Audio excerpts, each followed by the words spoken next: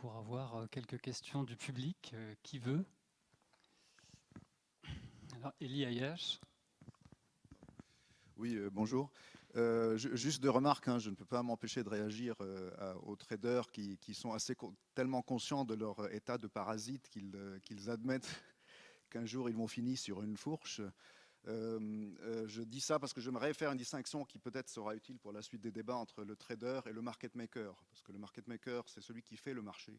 Je dis ça parce que j'ai été moi-même market maker pendant 10 ans, 5 ans à Paris et 5 ans à Londres.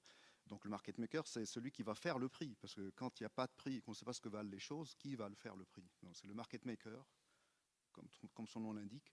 Et ce qu'on ne sait pas tous souvent, c'est que quand on invente un prix comme ça dans un milieu incertain, qui est qu'on ne sait pas ce que valent les choses, c'est jamais un prix, c'est deux prix, c'est une fourchette de prix justement. Ça tombe bien que vous parlez de fourchette.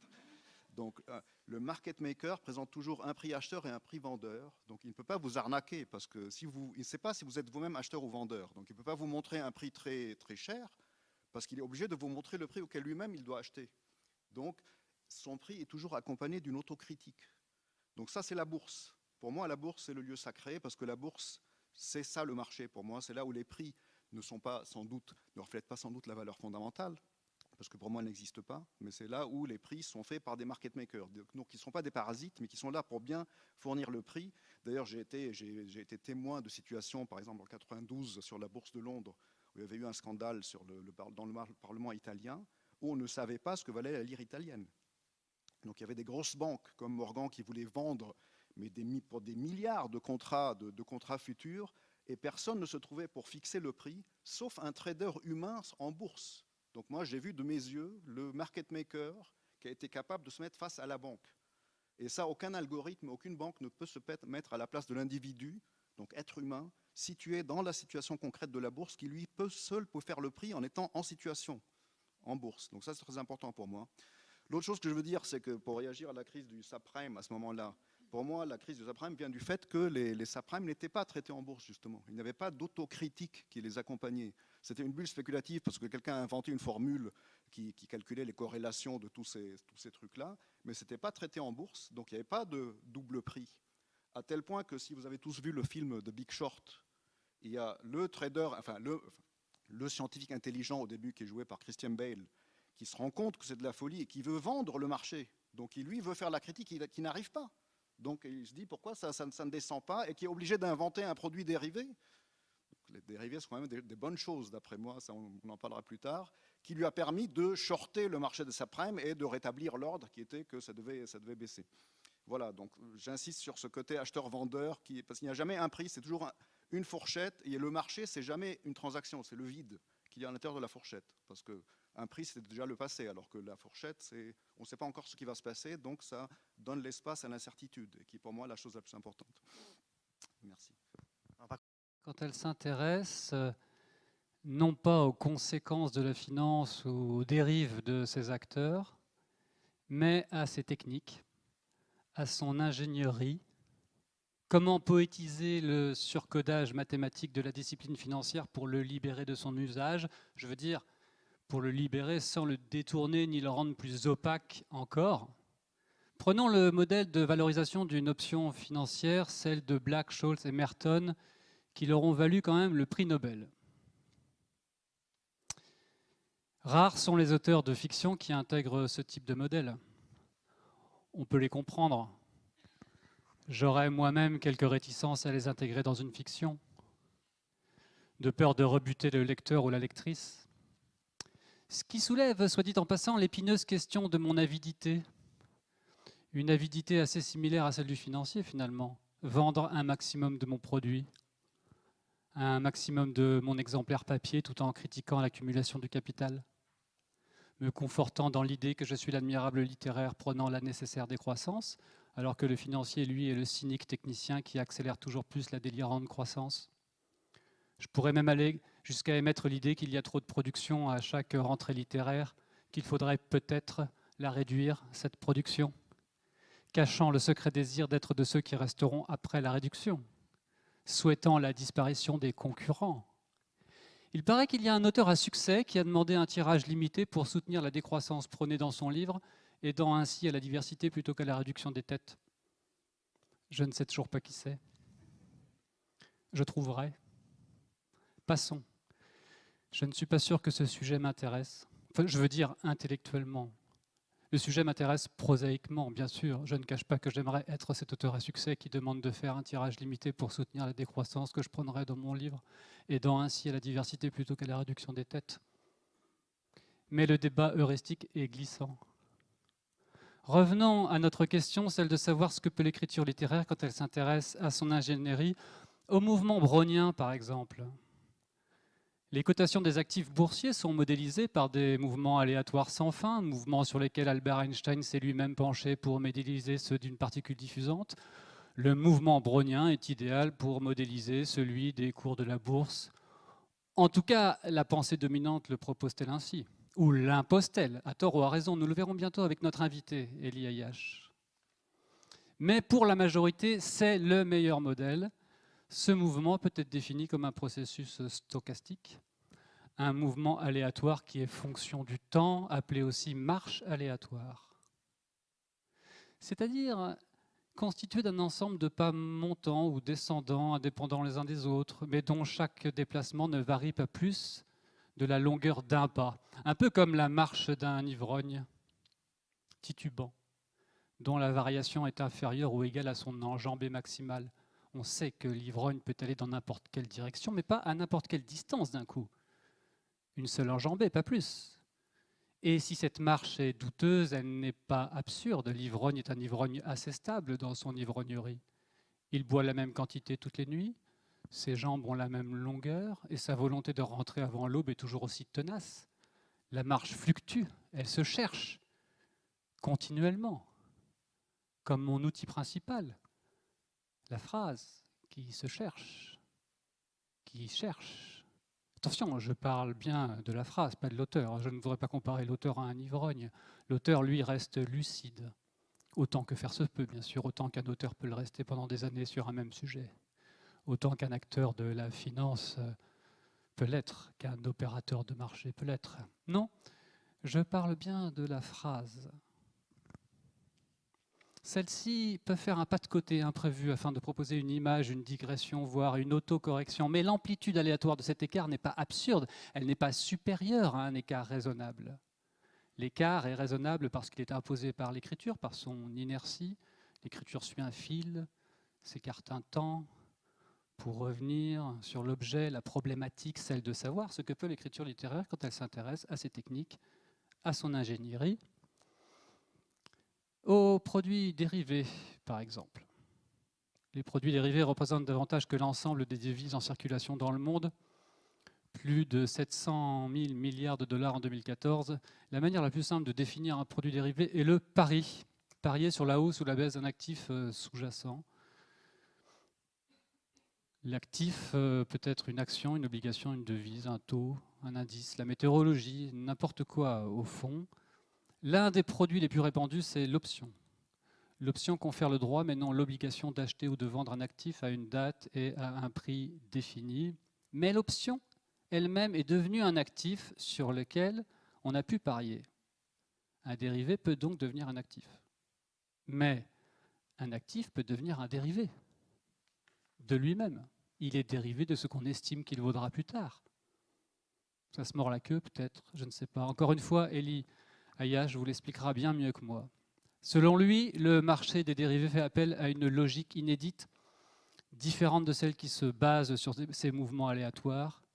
Et si, dit-il, le marché des produits dérivés était lui-même la nouvelle technologie censée remplacer l'entière catégorie de la probabilité, littéralement la technologie du futur. L'écriture littéraire peut-elle nous aider à penser cette nouvelle technologie? Elie Ayash parle du devoir de raffinement de la littérature des produits dérivés. Il me vient, dit-il, l'idée que la littérature des produits dérivés devrait être d'un grand raffinement. On devrait concevoir un ouvrage qui commencerait dans l'écriture et dans le raffinement de l'écriture et où le marché serait d'emblée envisagé comme un livre. Elie Ayash suit son propre appel puisqu'il pratique l'écriture de création depuis plus de 30 ans. Des essais aussi monumentaux que singuliers, dont The Blank Swan, qui présente, entre autres, une vision révolutionnaire de la valorisation des produits dérivés, The Medium of Contingency, qui creuse encore plus la façon dont nous devons repenser le marché, Il est aussi l'auteur de nombreux articles scientifiques dans la très spécialisée revue Wilmot. Mais ce qui est intéressant, c'est qu'il pratique l'écriture moins pour éclairer la connaissance de l'amateur que pour renouveler la pensée de ses homologues. Il interroge la nature même du marché, révélant le marché comme une force créatrice d'un absolu ontologique. Ce n'est pas en probabilité, au pire par hasard, que l'argent sera gagné sur le marché, mais en dehors de la probabilité, dans un milieu et un continuum, et je ne peux trouver meilleur moyen que de le comparer avec le média de la création d'œuvres littéraires. Élie Ayache propose un processus qu'il appelle processus de recalibration, mais qu'il appelle aussi processus d'écriture, où il définit l'écriture non pas uniquement comme l'inscription de données numériques dans le temps, pas uniquement comme le récit des opérateurs de marché engagés dans un acte d'achat et de vente, mais comme ce geste qui va sans cesse échapper à tout cadre dans lequel on avait prévu qu'elle serait. Et Élie Ayache ajoute le geste à la parole, puisque son entreprise Ito33 développe des algorithmes de valorisation en minorant le mouvement stochastique et en majorant la surface des données du marché. Mais alors, et je demandais à Élie, c'est quoi l'invariant, le modèle, la loi, la science? Qu'est-ce que le logiciel prévoit? Rien, a-t-il répondu. À chaque fois, je brûle l'étage de ma fusée pour avancer d'1 mètre. Tout ce que je peux offrir, c'est que les prix des produits dérivés soient cohérents entre eux, ce qui est déjà pas mal. Alors, c'est un modèle moins délirant que les autres, ai-je demandé? Aussi délirant que la bourse peut l'être. J'espère juste ne pas être plus délirant que la bourse ne l'est déjà. Et c'est un être de fiction qui a aidé Élie Ayache à délirer, alors cette fois au sens deleuzien du terme, sa vision du marché. Un écrivain imaginaire qui plus est, Pierre Ménard, auteur de Quichotte.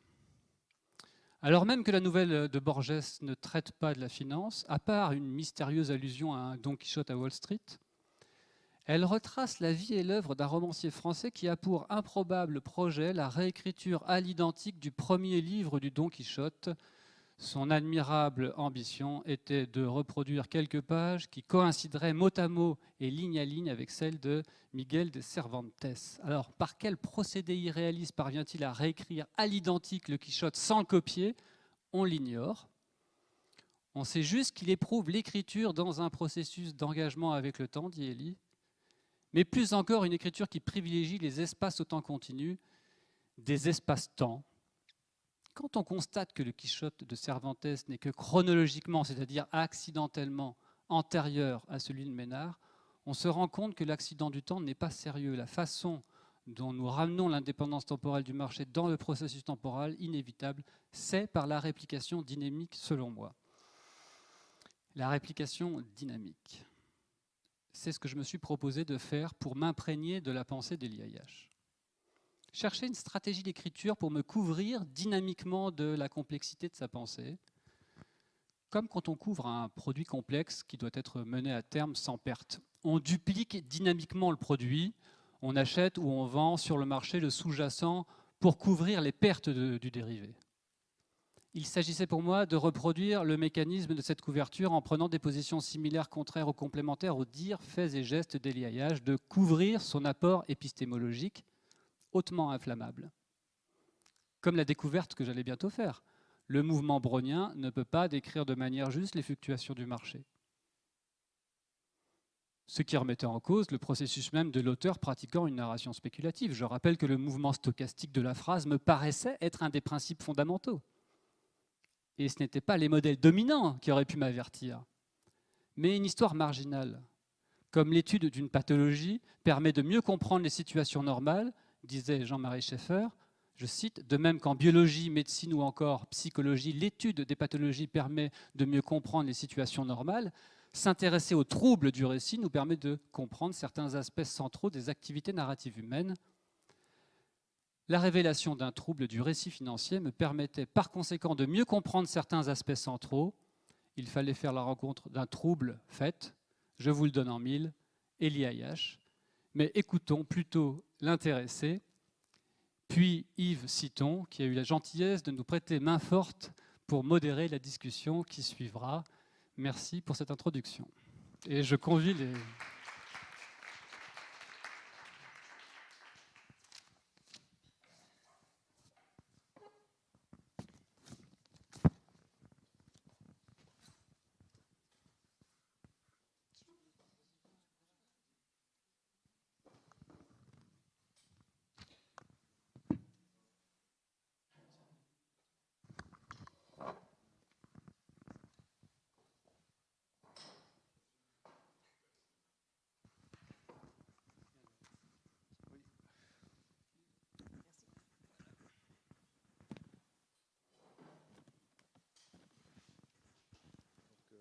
Allô, vous m'entendez? Je crois que c'est bien.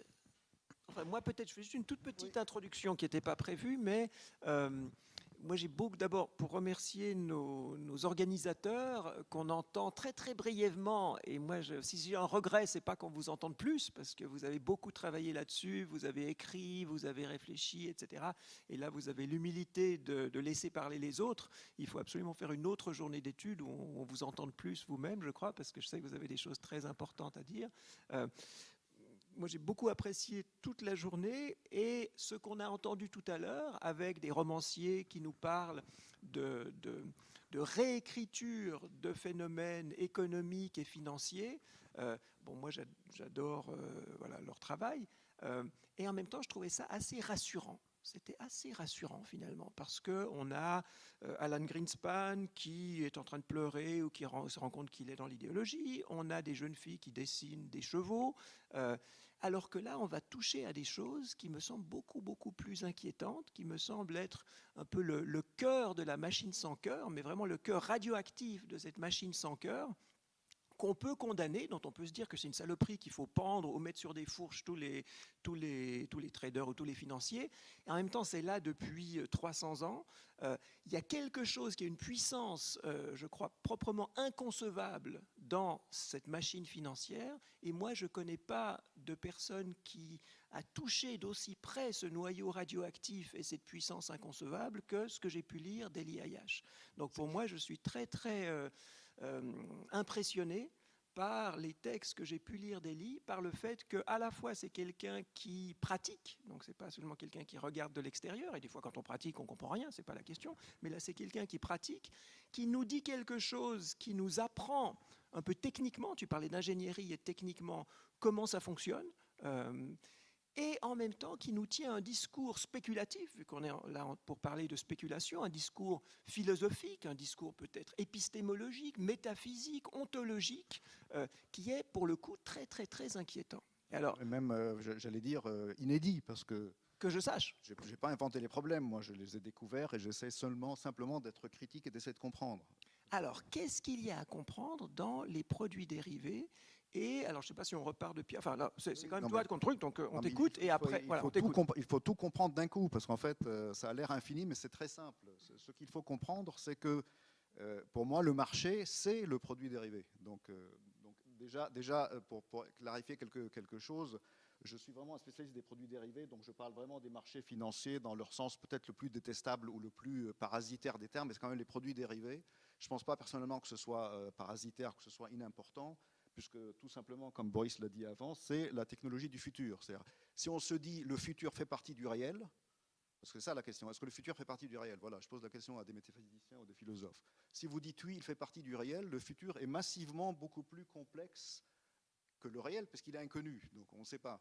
Et donc moi, par exemple, pour vous donner tout de suite le fin de ma pensée, je pense que le marché des produits dérivés, et j'insiste, poussé à la limite infinie.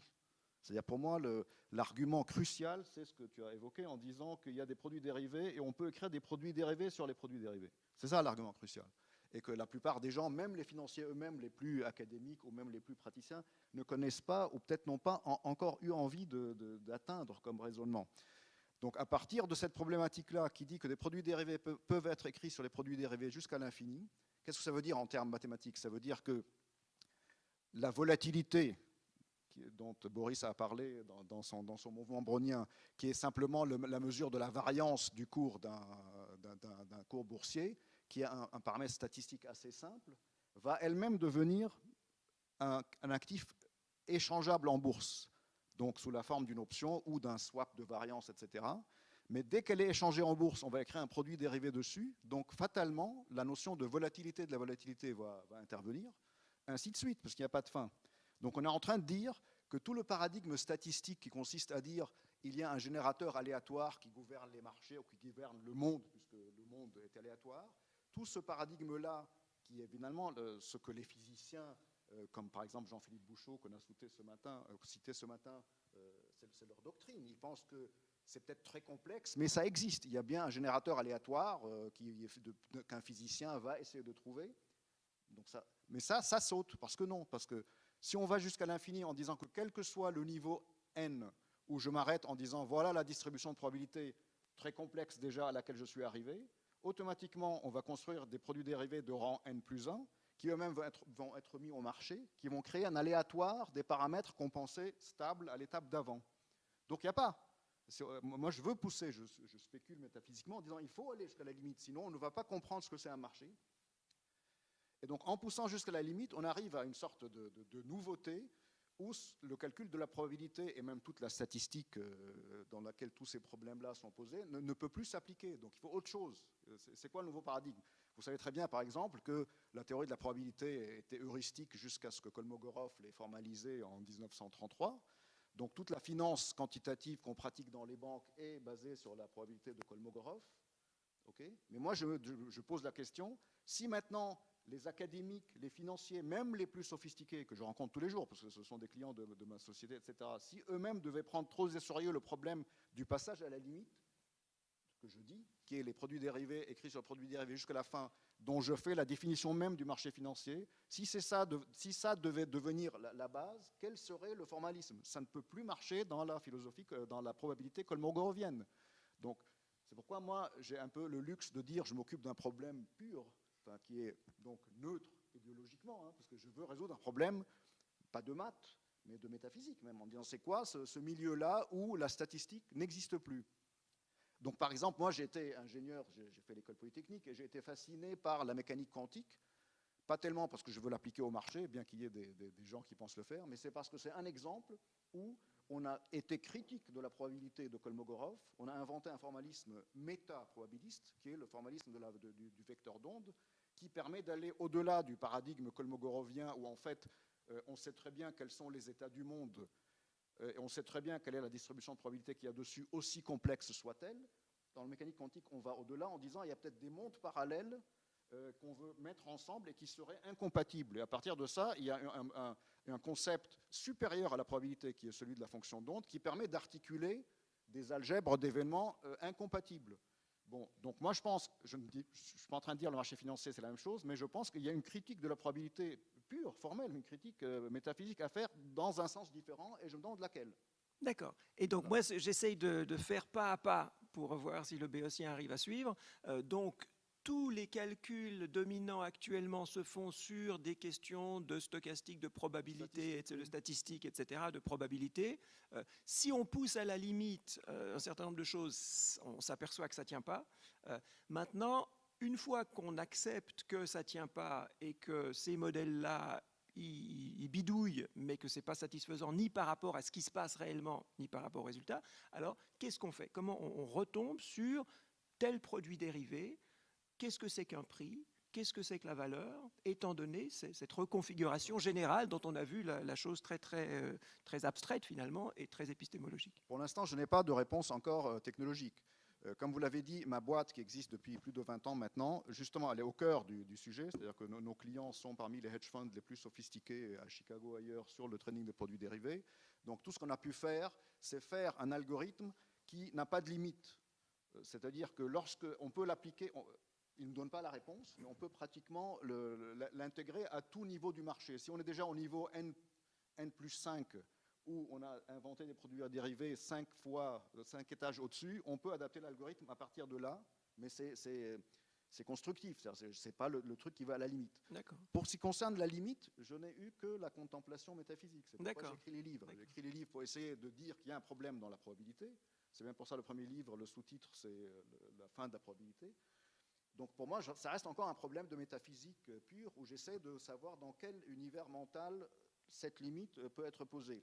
Et je termine. Et la réponse, c'est quoi finalement l'algorithme qui serait la solution? C'est le marché lui-même, justement. Voilà. Donc il n'y aura pas d'algorithme supérieur au marché. Donc moi, par exemple, je suis absolument contre le trading algorithmique. Pour moi, c'est une aberration. En une phrase, je peux vous démontrer que l'existence des produits dérivés est un argument contre l'existence d'un algorithme statistique de trading. Et alors, précise-nous ce que c'est qu'un marché comme étant différent d'ordinateurs qui s'envoient sur des bases statistiques, qui s'envoient des messages de vente et d'achat. C'est parce que le marché, virtuellement, on peut traiter de façon nouvelle, innovatrice, un produit dérivé de rang N+1, alors que l'algorithme, lui, est toujours dans un univers d'hypothèses de rang N. Donc l'algorithme de trading, on peut vous démontrer ça, tout est mis au marché, le prix qu'il aura va contredire l'algorithme. Donc il y aura quelqu'un, le trader de ce produit dérivé-là, qui gagnera contre celui qui utilise l'algorithme. Alors, donc là, il y a deux choses, il faudra que tu reviennes, Voilà. c'est la différence entre valeur et prix. Souvent, on se dit, ben tiens, il y a des valeurs sous-jacentes, des valeurs dans le monde réel, et puis le prix, ça tâtonne pour essayer d'aller aussi près que cette valeur qui serait liée à nos besoins, qui serait liée, etc. etc. Mais peut-être avant même ça, ma question sur qu'est-ce que c'est qu'un marché, il me semble avoir compris, mais peut-être que j'ai mal compris, que pour toi, un marché, tu y faisais référence tout à l'heure, c'est des makers, ce sont des humains Donc hors probabilité. qui crient, qui disent, qui font des fourchettes. Tu nous as donné l'exemple, c'est des humains qui font des fourchettes, qui disent à un moment donné j'achète ou je vends, et qui sont donc réunis sur l'ancien modèle. Alors, je ne sais pas dans quelle mesure il est ancien, dans quelle mesure il se perpétue, dans quelle mesure... Mais il doit rester. Voilà. Mais donc, c'est quoi ces makers, ces market makers? Tu peux nous expliquer un petit peu? Là, tu nous as donné très brièvement tout à l'heure, mais tu peux rentrer. C'est quoi un market maker par rapport à un algorithme? Pour moi, c'est fondamental parce que. Alors, pour revenir sur la notion de valeur, encore une fois, moi, j'ai le luxe ou le privilège d'être dans un truc très dérivé ou très marginal qui est, encore une fois, les marchés de produits dérivés. Donc, quand je dis valeur, c'est valeur des produits dérivés. Je ne vais pas discuter la valeur au sens moral, au sens... Donc, pour moi, un produit dérivé a de la valeur. C'est comme ça qu'on appelle les algorithmes et les théories. Ça s'appelle des théories de valorisation des produits dérivés. C'est lorsque... Comme Black-Scholes est le premier modèle d'évaluation ou de valorisation des options. Évidemment, depuis 50 ans, c'est 50 ans l'année prochaine, hein, l'anniversaire de Black-Scholes. Depuis que la formule a été inventée, les algorithmes sont devenus beaucoup plus sophistiqués parce que la volatilité est devenue stochastique, etc., etc. Mais peu importe, sur des raffinements du mouvement brownien, où la volatilité devient stochastique, où il y a des sauts, etc., mais ce seront toujours des algorithmes basés sur la théorie de la probabilité, avec à un moment donné un modèle stochastique bien déterminé, et avec ça, dans un arbre de décision, on calcule en reculant en arrière la valeur du produit dérivé. Et pour moi, c'est ça la valeur. Et pour moi, c'est ça qui va être contredit par le prix. Parce qu'on a l'impression qu'on a évalué le produit dérivé pour démontrer une formule, utiliser une formule et pour écrire un papier théorique ou pour écrire un livre de valorisation. Mais c'est faux. En fait, on l'a valorisé pour le traiter dans le marché. Or, l'ironie va faire que dès qu'on le traite dans le marché, le prix va s'écarter de la valeur. Sinon, pourquoi avoir un marché si l'algorithme donne la valeur? C'est pourquoi, pour moi, le marché est toujours dominant. Le marché est toujours quelque chose qui va faire exploser l'étage de la fusée et donc donner le prix de la chose. Donc, le prix, toujours, c'est pas que le prix tâtonne, c'est que le prix est toujours la chose qui va venir ruiner la valorisation. Et donc, il n'y a que des prix de marché. Et encore une fois, je n'ai pas encore trouvé le formalisme qui me donne le prix ultime de toute chose, parce qu'à mon avis, il n'y en a pas. C'est comme dire qu'on prédit le futur, c'est fini. On sait que le futur, c'est la contingence absolue, il n'y a pas. Il n'y aura pas de réponse, Dieu merci. Donc, qu'est-ce que ça laisse? Ça laisse peut-être, certains m'ont appelé mystique, ça laisse simplement un être humain, je dis bien humain, pas une machine, parce que la machine, c'est un algorithme. Or, je viens de démontrer que les algorithmes sont contradictoire avec la présence de marché. Donc ça laisse quoi? Ça laisse un marché qui est fondamentalement fait par des êtres humains, j'insiste. Hein, il y aura des tas d'algorithmes, parce qu'évidemment, on pourra toujours faire un algorithme qui va gagner de l'argent pendant 6 mois, on a vu sur les graphes ce matin, il perdra le double dans les 2 années qui suivent. Donc ça veut dire que c'est mauvais. Même si un algorithme gagne de l'argent pendant 10 ans, et la 11e année, il perd tout, ça veut dire que tout était mauvais. On ne peut pas philosophiquement penser qu'il a eu raison pendant 10 ans. Non, soit on gagne de l'argent tout le temps, soit pas. Donc tout algorithme ne gagne pas de l'argent. Et qui va gagner de l'argent de façon consistante? C'est le market maker qui va être en situation humaine dans le marché et qui va avoir sa fourchette qui lui permet juste d'avoir l'espace de respiration qu'il faut pour pouvoir vendre et acheter plus bas. Et il va prendre un risque quand même parce que les prix peuvent décaler. Il doit être obligé de couper sa position, etc. Donc il y a une véritable discipline. Il faut apprendre à la douleur. Je ne pense pas qu'une machine puisse souffrir. C'est parce qu'on a mal qu'on va essayer de s'en tirer de la situation. Donc il faut absolument, in fine, qu'il y ait un market maker qui va lui-même donner le prix des choses. D'ailleurs, les algorithmes, aussi auto-adaptifs soient-ils, etc., ils ont toujours des paramètres qu'un humain va régler. Donc, on a assez vite fait, d'ailleurs, d'évacuer l'idée que la machine va faire tout. Donc pour moi, le marché, c'est vraiment cette chose que je n'ai pas trouvé d'autres moyens de dire combien c'est massif et combien c'est profond que de dire c'est le futur. C'est le futur qui est rendu présent, pas du tout dans un sens réducteur, parce qu'il y a beaucoup de de philosophes qui ont dit « Ah oui, le marché financier est en train de nous prendre, De voler notre de nous futur. voler, merci, le futur, de nous dérober le futur en le rendant présent. » Non, c'est juste, on est en train de dire dès aujourd'hui, on est en face de la contingence massive du futur, et c'est la contingence des marchés. Donc pour moi, le marché, c'est la chose. Donc on devrait être heureux de toucher la matière du futur dès aujourd'hui.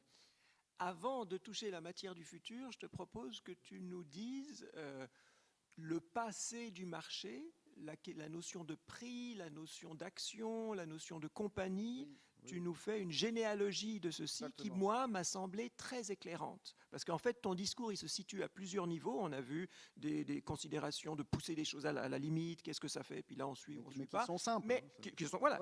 Il n'y a rien de plus simple que Mais, l'infini. mais des fois qui font peur un petit peu aux gens, peut-être. Voilà. Et en même temps, tu as un discours, une partie de ton discours, on verra après le discours par rapport à la littérature, qui nous parle beaucoup à nous littéraires, mais tu as aussi un discours historique en nous disant, il n'y a pas toujours eu ce que tu appelles un marché, un prix, etc. Et là, juste pour que tout le monde ait bien noté, je crois qu'il faut vraiment se libérer de notre idée a priori un peu bon sens du marché qui est, moi j'habite à Gif-sur-Yvette, je vais au marché de Gif-sur-Yvette, j'ai un maraîcher qui vient d'Orléans, qui cultive des pommes de terre et qui me vend ses pommes de terre. Là c'est un marché, il y a un prix des pommes de terre qui calcule en fonction du prix, etc.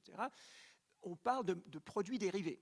Et tu ne prétends pas parler des pommes de terre, tu parles des produits dérivés. J'espère qu'on aura le temps de voir quel est le rapport entre la finance des produits dérivés et le prix des tomates, parce que je crois qu'il y en a un, mais pour le moment, on n'est pas là. Donc, généalogie du marché, ça a commencé quand et qu'est-ce que ça veut dire? Donc, vous aurez bien vu que pour moi, la valeur, c'est mauvais, le prix, c'est bon. Donc, ça, je crois que pour moi, la valeur, c'est un truc vicieux, qui est métaphysiquement vicieux, parce qu'on nous fait croire qu'il y a un fondement aux choses et que les états du monde sont déterminés une fois pour toutes, alors que je suis en train de dire non, il n'y a aucune détermination. Donc, en fait, ce qui est mauvais en finance, c'est la dette, dans ma lecture. Le subprime, c'est une crise de crédit. Hein.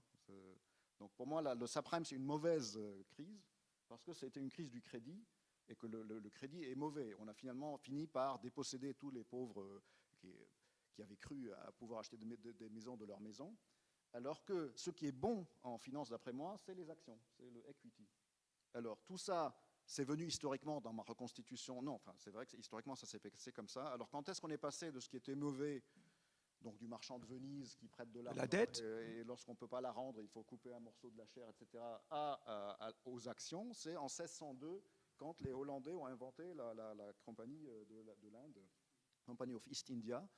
Ils ont eu l'idée géniale. D'ailleurs, moi j'ai appris ça en lisant le livre de comment il s'appelait, un écrivain anglais qui s'appelle The Ascent of Money, j'ai oublié son nom. Donc il paraît qu'en 1602, ils ont eu l'idée de dire, au lieu que je te prête de l'argent et tu me le rends, et si tu ne me le rends pas, je vais prendre ta maison, etc. Non, on va tous les deux investir dans une même société, on devient actionnaire, ça s'appelle Joint Stock Company, donc on devient tous les deux preneurs de risques. Peut-être que c'est toi qui apportes l'argent, moi qui apporte le navire, moi qui apporte l'idée, peu importe.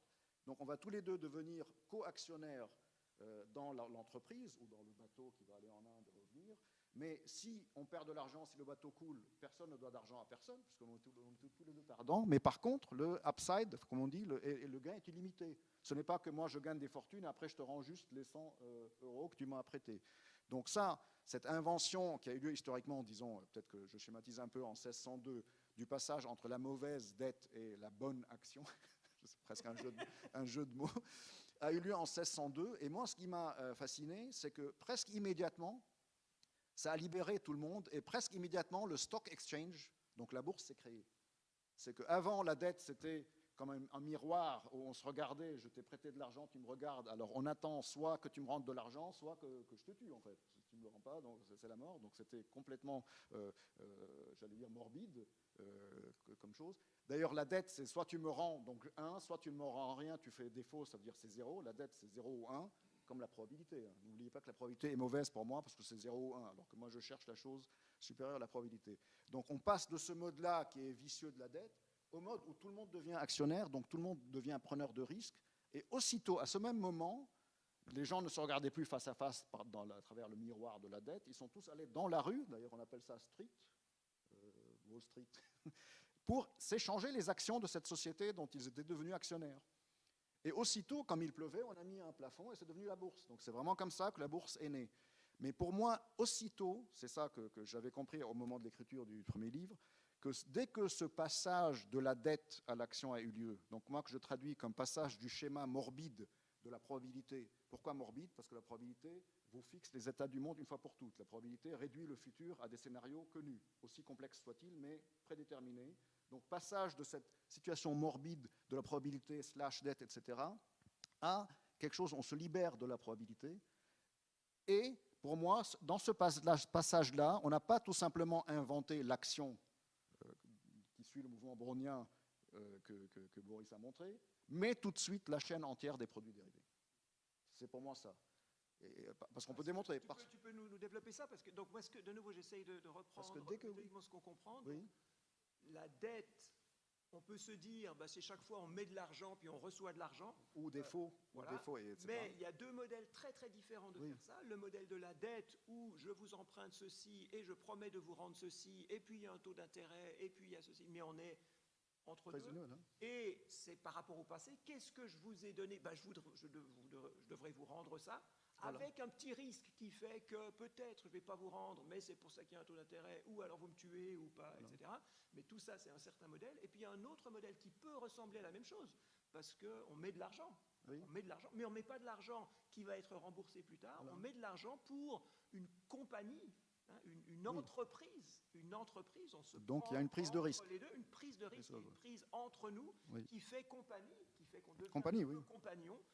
Et indissociable. Voilà, et pour quelque chose qui est une action dans le futur. Exactement, et pas le repayer futur. Quelque chose. C'est ça, j'ai rien à ajouter, c'est exactement ça. C'est qu'on passe tout d'un coup d'une vision passée à une vision future, avec tous les risques et toute la contingence que ça implique. Et j'insiste que tous les produits dérivés, pour moi, sont nés à ce moment-là. Pourquoi? Parce que dès lors qu'il y a une bourse, dès lors qu'il y a un mouvement, dès lors qu'il y a une bourse, il y a l'aléatoire. Donc il y a le mouvement brownien.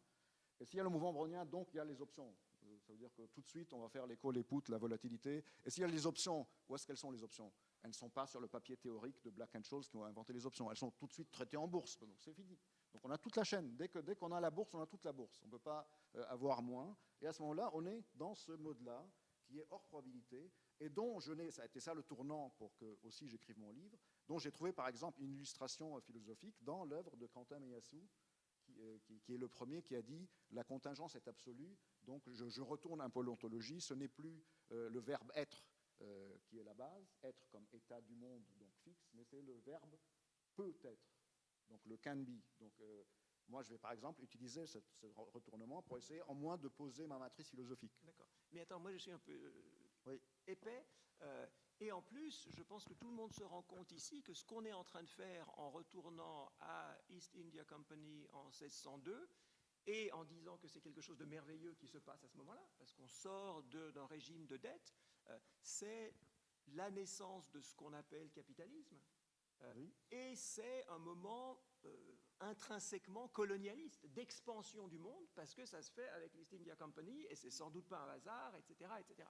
Donc, on est en train de s'émerveiller devant quelque chose que d'habitude, les gens comme nous, enfin vous, d'habitude, on se méfie de ces choses-là. C'est pourquoi je vais paraître... Pro-capitaliste, etc. C'est pour ça qu'Eliéage, c'est un peu difficile de dire ce qu'il dit devant certains cercles, parce qu'on se dit, mais d'où il tombe ce bonhomme pour nous faire l'éloge de la beauté futuristique et émancipatrice du capitalisme et pas du colonialisme. Le colonialisme, on pourra en discuter, mais en tout cas, du capitalisme, d'accord?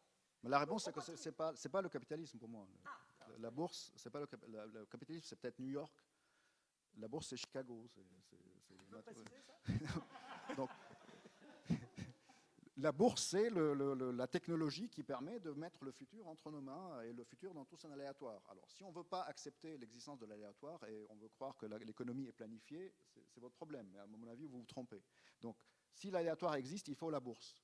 Donc, c'est même... Enfin, bon, je suis peut-être détestable à vos yeux, mais c'est un peu, j'allais dire, j'ai envie de garder... Moi, je disais ça, au contraire, je trouve que tu es très... Non, mais j'ai envie de garder la pureté de mon raisonnement, parce que moi, je suis animé par un problème, j'allais dire, métaphysique, que je n'ai pas encore résolu. C'est ça qui m'aiguillonne. Donc, c'est pour ça que j'ai dit, OK, je m'occuperai plus tard de politique, laissez-moi d'abord arriver à la solution.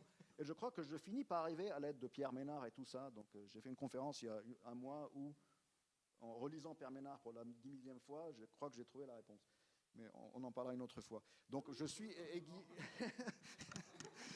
donc, pour moi, ce n'est pas le capitalisme. D'ailleurs, j'ai envie d'être moi-même ignorant. Je ne sais pas ce que c'est. Moi, j'ai pas étudié le marxisme, je ne sais même pas ce que ça veut dire accumulation. Mais par contre, là, tu as répondu. Déjà, tu dis pourquoi. Et ça, je crois qu'il faut vraiment tous qu'on l'entende, quoi qu'on pense du capitalisme ou tout ça, c'est technologie du futur, Oui, incertitude du futur, contingence, oui, massive, etc. Là, je crois qu'il y a beaucoup de gens en dehors de toi qui disent, c'est même une sorte de vulgate que de dire que la finance, s'il y a quelque chose comme une justification de la finance, et là on pourrait discuter, mais ça me semble quand même difficile de pas du tout prendre ça en compte, même si on est critique, c'est justement pour gérer de l'incertitude et pour regarder l'avenir et pour entreprendre des choses ensemble pour l'avenir qu'on ne peut pas faire tout seul et qu'il faut faire à plusieurs. Alors on peut faire ça sous forme de coopérative, on peut faire ça sous plein de formes. Mais bien sûr. cette question de regarder l'avenir et de faire des choses ensemble et de se dire, là il y a quelque chose que tu n'as pas introduit, on en parlera j'espère tout à l'heure avec Harris, qui est une question aussi d'assurance. Pas assurance au sens où la dette, vous me rendez mes 100 euros ou alors paye un taux d'intérêt, etc. Mais oui, on se lance dans le futur et en même temps, on veut un petit peu assurer ce qu'on fait. Est-ce que ça serait faux de dire que tous ces produits dérivés, c'est justement le fait que quand on envoie un bateau en Inde ou quand on lance un nouveau produit, etc., il y a une part d'espoir, il y a une part d'incertitude et que de mettre des produits, de multiplier les produits dérivés, ce qui se faisait dès 1600, ça fait partie de ce jeu, ça fait partie de ce jeu de négociation entre nous de ce que pourrait être le futur et de ce qu'on fait, action, face à ce futur. Alors bon, la finance est beaucoup plus grande que la bourse, hein. Donc moi, ça me dépasse la finance que tu viens de décrire là sur comment faire la finance ensemble, etc. Encore une fois, moi, je veux rester dans ma ligne très fine et très, je ne veux pas dire modeste, mais très, très ambitieuse, au contraire, qui est celle des produits dérivés. Donc oui, j'aime toujours utiliser la bourse comme le truc, enfin le guide de ce que devrait être une réflexion sérieuse sur la massivité du futur. Donc, c'est pourquoi je dis que ce n'est pas le capitalisme, parce que, encore une fois, pour moi, c'est presque un problème de mathématiques. C'est trouvez-moi, encore une fois, la catégorie supérieure à la probabilité pour essayer de comprendre ça. Et la raison pour laquelle je suis toujours un peu motivé par ma recherche, c'est qu'il ne faut pas croire que les financiers eux-mêmes, même les plus puissants que je peux voir, sont au courant du problème, encore une fois. Enfin, ils ont eux-mêmes... La finance est devenue autre chose. Maintenant, tout le monde est fasciné par le Bitcoin, tout le monde est fasciné par le deep learning, etc. Donc, parce qu'ils ont peut-être vu que cette chose, ce raisonnement très fin, comme on parlait de la finesse de la littérature de produits dérivés, était finalement, ça ne valait pas le coup pour eux d'être encore poursuivis. Donc, ils ont laissé tomber. Je n'arrive plus aujourd'hui, moi, à écrire un 3e livre parce que ça n'intéresse plus grand monde, cette réflexion que j'ai menée, où j'ai par exemple mené... associé Blanchot à Ménard, à Meillassoux, etc. Donc ça reste pour moi un exercice, enfin, une ambition intellectuelle qui est complètement attachée, encore une fois, aux produits dérivés. Donc pour moi, l'exemple type, c'est la bourse de Chicago, le S&P, le S&P où il y a 10 000 options qui se négocient en même temps sur le S&P. Ça, les gens ne savent pas de quoi on parle. Tout le monde en finance a en tête les algorithmes de trading où il y a une seule courbe comme celle qu'on a vue avec Boris ou qu'on a vue ce matin où l'algorithme va gagner de l'argent, etc. Alors qu'on ignore que sur cet actif-là, qui est par exemple le S&P, il y a instantanément 10 000 produits dérivés qui sont négociés et qui chacun aurait sa courbe. Donc voilà. Mais alors, parce que je crois qu'il va falloir qu'on s'arrête. Malheureusement, moi j'aimerais bien avoir toute la nuit, mais on n'a pas toute la nuit. Tu as super répondu aux questions. Ce que j'aimerais bien qu'on fasse dans le cadre de cette journée-là, c'est que tu nous développes un petit peu, à travers, je crois, l'exemple de Pierre Ménard, qui me semble vraiment très très bon, ce que moi j'ai compris en lisant ton livre, en lisant tes travaux, et tu me dis si j'ai bien compris ou pas, c'est que le maker du marché, la meilleure façon de décrire ce qu'il fait, voilà, c'est de dire qu'il écrit. Oui, et qu'il écrit au sens où Boris Leroy écrit un roman, Emmanuel Pirer, etc. Qu'est-ce que c'est que cette écriture-là? Et qu'est-ce qu'on écrit? Eh bien, on écrit le futur. Non, on écrit le futur en donnant ces fourchettes. Tu nous as donné l'exemple tout à l'heure, à travers ce travail de fourchette, etc. Faire le prix, c'est écrire le futur. Et il est difficile pour toi, en tout cas apparemment, de trouver d'autres analogies ou d'autres explications de ce que ça veut dire pour les produits dérivés d'écrire le futur que Pierre Ménard. Pourquoi Pierre Ménard? Qu'est-ce qu'il fait? Parce que pour moi, je cherchais un terme qui est plus fort et plus précis et plus pointu que prédire le futur. Parce que prédire le futur, pour moi, c'est faible, c'est la probabilité. Je vous ai démontré que ça ne marchait pas à cause de l'argument des produits dérivés. Donc, chaque fois que j'ai un algorithme, encore une fois, qui ressemble à un arbre, donc il va remplir l'espace et croire qu'il a rempli tout l'espace, qu'il n'y a aucune possibilité à l'extérieur, c'est ça la tentation de la probabilité, je vous démontre qu'il y a un produit dérivé qui va venir sortir de cet espace. Donc sortir, donc c'est une pointe, alors qu'on avait fait un arbre.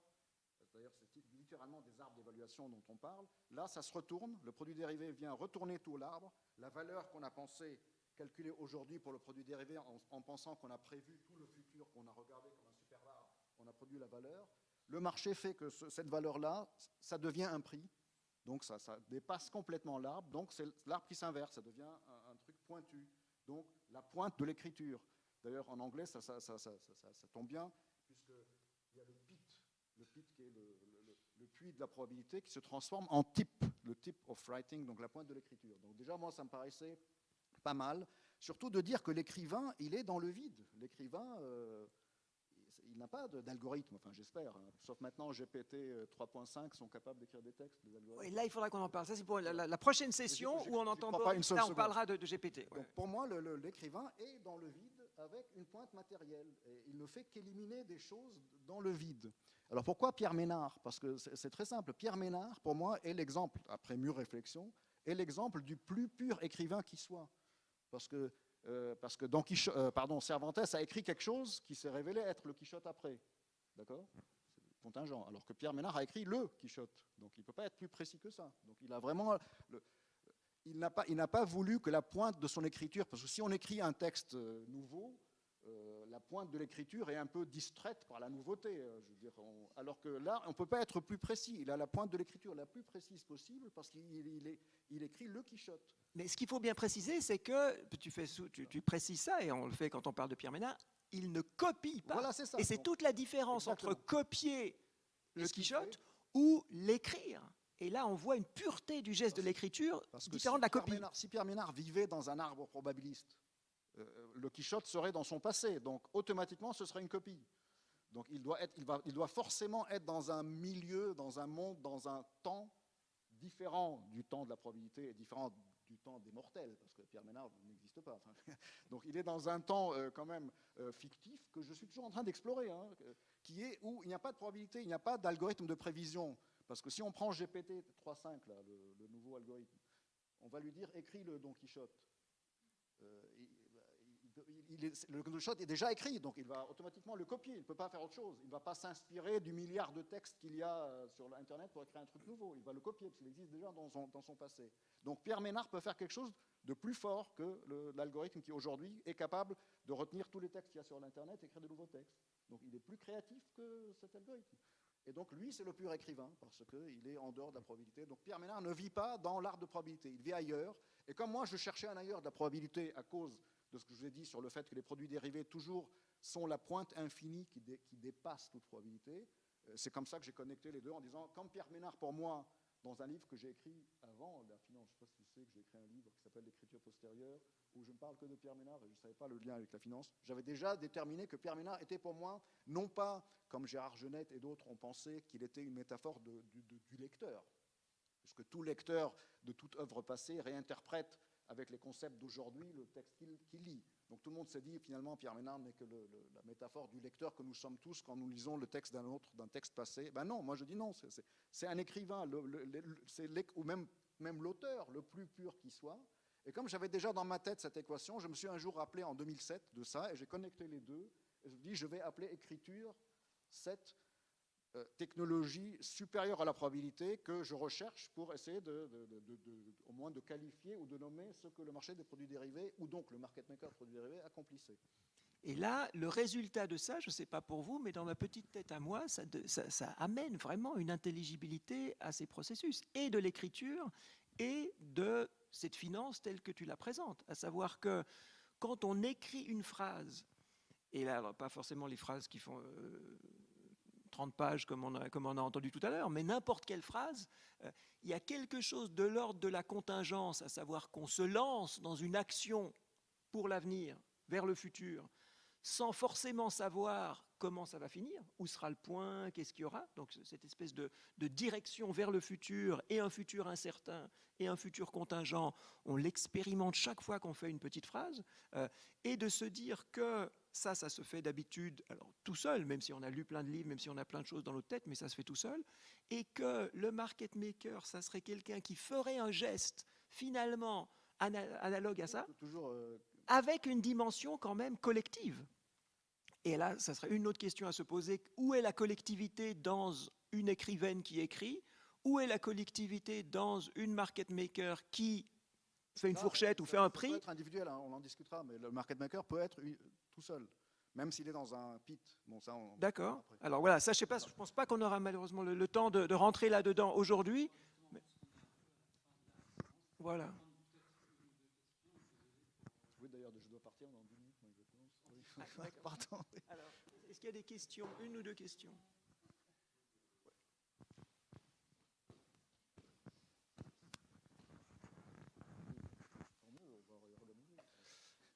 Bonjour, du coup je m'appelle Amine, j'ai fait des études d'économie. Enfin maintenant je me suis un peu éloigné de ce milieu. Je veux juste réagir par rapport peut-être à l'absence de lien entre capitalisme et marché des dérivés. Moi ce que j'ai retenu de mes cours en économie, c'est que le marché des dérivés c'était deux agents qui s'échangeaient un risque. Il y avait quelqu'un qui voulait porter ce risque et l'autre personne voulait se débarrasser de ce risque. Et du coup, pour moi, c'est l'effet miroir. Donc, c'est à New York, c'est les actionnaires qui disent que c'est nous qui prenons le risque, donc nous devons prendre la plus grande part du gâteau dans telle entreprise. Donc, le résultat nous revient à nous en premier parce que nous avons pris ce risque. Et en contrepartie, ils vont à Chicago, par exemple, et du coup, ils vont vendre ce risque, se couvrir par rapport à ce risque. Et du coup, pour moi, il y a un lien plutôt direct, indirect entre le marché des dérivés et le marché des actions. Voilà. C'est juste un petit commentaire. Voilà. Naïf. Peut-être qu'on prend des questions après. Elie répond ou réagit à ces questions. J'ai vu qu'il y avait une main levée ici. Oui, merci. Alors moi, c'est une question un peu liée, mais c'est plus le lien entre dette et action cette fois, entre la mauvaise finance et la bonne finance. Parce que j'ai l'impression justement que sur les marchés boursiers, peut-être qu'ils se sont créés sans la dette, au début par la mise en commun de personnes qui voulaient prendre le risque ensemble, mais il n'y a pas eu de développement des marchés boursiers sans développement de la dette aussi. Et toute la liquidité sur les marchés, elle est alimentée par des mouvements de dette. Bien sûr, il y a la banque, parce que en fait, ce que j'ai pas dit, c'est que la banque, le compte en banque est forcément capital pour pouvoir financer les achats en bourse. Oui, donc la dette s'est transformée en banque qui ne sert qu'à financer les transactions en bourse. Dans mon schématisme, hein, encore une fois, c'est simpliste, mais c'est ça. Non, c'est pas que la dette a disparu. Bien qu'il y a des gens qui ont proposé que ils ont imaginé un monde où il n'y aurait plus de dette, il n'y aurait que des actions. C'est-à-dire qu'au lieu qu'un étudiant emprunte pour financer ses études, il donne, on prend une part de son, je sais pas moi, de son avenir. Et à ce moment-là, bon, bref. Pardon, je ne sais pas si j'ai répondu ou. Non. Non. Mais idéalement, on peut imaginer qu'il n'y ait que des actifs échangés en bourse. D'ailleurs, les dettes elles-mêmes, encore une fois, pour revenir aux subprimes dont j'ai parlé ce matin, si les subprimes avaient été échangées en bourse, elles seraient devenues des actions en quelque sorte dans ma logique. Et comme elles n'ont jamais été, que c'était une bulle spéculative qui était basée sur la croyance en une certaine formule, c'est pourquoi ça s'est effondré. Donc même une dette, même des bons, des obligations sont échangées en bourse. À ce moment-là, ça devient bon parce que ça devient échangé en bourse. Donc à ce moment-là, c'est la bourse qui, pour moi, redeem, comme on dit, qui rachète au sens éthique la dette et qui la transforme en actif négocié. L'échange est absolument fondamental. On parlait ce matin du langage qui était aussi du symbole monétaire et du symbole symbolique, enfin du symbole le mot. Et c'était le mot échange qui est crucial. Donc pour moi, l'échange est capital. L'échange, c'est ça qui nous sort de toute fantaisie ou toute mauvaise métaphysique, parce que ça nous met dans le réel, ça nous met en face d'un autre. Donc dès qu'une dette est échangée, pour moi, elle est sauvée. Les subprimes n'ont pas été échangés. Christian Bale n'arrivait pas à vendre, à se mettre en face du marché, donc il l'a fait après. Voilà, moi je dois vraiment prendre une question. Oui, est parti. Non, moi je voulais juste faire comment dire, un petit rappel sur la fin de la VOC, c'est-à-dire que c'est une aventure qui a un début en 1602, qui est aussi le début un petit peu du business offshore, hein, parce qu'il y a toute une généalogie qui part de là, à partir sur les paradis fiscaux, etc. Mais une chose que je pense importante à rappeler, de manière à bien avoir l'histoire en tête, c'est qu'effectivement ça commence comme une histoire de capital partagé, et ça finit sur justement une faillite, hein, qui est faite parce qu'on se partage beaucoup les dividendes, mais on ne réinvestit pas dans l'entreprise. Et en ça, je pense que c'est une bonne... on se demandait qu'est-ce que c'était le capitalisme, on ne sait pas trop. Je pense que la fin de l'histoire nous dit un petit peu ce que c'est le capitalisme. Voilà, c'était juste un petit commentaire. Et moi j'ai un truc qui me tourne en tête depuis tout à l'heure. Si du coup alors il faut que je revoie un peu toutes mes priorités, je me dis bon ok, là on passe du modèle des produits dérivés au modèle Ménard, donc Ménard c'est un peu là. Mais alors du coup moi j'ai envie de savoir, il fait quoi Borges en tout cela? Ouais, Enfin, je veux dire, il représente quoi en termes de personnage conceptuel? Est-ce qu'il n'existe pas et on s'en fiche parce que Ménard, de toute façon, il est autonome? Mais c'est qui ce type, du coup, qui va repérer Ménard, en fait? Qui va le repérer, qui va regarder Ménard pour ce que Ménard est, en fait? Là, le personnage de Borges, qui est par ailleurs plutôt espiègle, non? Il y a un côté malin, en fait. Oui, enfin, bien sûr. Et le côté malin de Borges, je me dis, est-ce que ça ne serait pas encore, du coup, l'énième rideau qui cache derrière encore un acteur, encore une possibilité, et en l'occurrence, la possibilité de fictionnaliser Ménard? Oui, oui. Non, mais de toute façon, si on lit la nouvelle, c'est parfaitement ironique et il fait une critique des courants symbolistes qu'il y avait à l'époque, etc. Donc on voit bien que Borges s'amuse en racontant ça. Donc oui, je suis d'accord. Et surtout, j'ai découvert dans le même recueil une nouvelle que je connaissais, qui est celle de Funès, La Mémoire. Et j'ai récemment compris que c'était l'image miroir de Ménard, et ça, je développé dans la conférence, mais ça, on en parlera une autre fois. Donc pour moi, Borges, c'est a tout compris. Donc pour juste réagir à ça, oui, enfin, bien sûr, la compagnie de l'Inde a fait faillite. Bien sûr, John Law a fait ce qu'on sait qu'il a fait en France. D'ailleurs, je ne sais pas si vous êtes au courant du livre capital pour moi de Jean-Michel Rey, qui est Le temps du crédit, où il parle de cette banqueroute-là. Bon, très bien sûr, toute compagnie peut faire faillite, mais la bourse ne fera pas faillite, à mon avis, c'est ça. Il y aura toujours le marché. C'est mon espoir. Donc, je suis en train de dire ça. La création de la compagnie des Indes a permis de créer une action, la première, mais ça a aussitôt créé la bourse. Donc le stock exchange, qui pour moi est la chose sacrée. Et encore une fois, je répète que c'est parce qu'il n'y avait pas la sanction de la bourse sur le subprime qu'il y a eu le subprime. Je développe ça en long en large dans le Black Swan, hein, parce que moi aussi j'ai été motivé par la crise pour écrire ce livre. Voilà. Merci. Merci beaucoup, merci pour les questions. Merci Elie, à une prochaine fois. Alors on continue la discussion. Merci.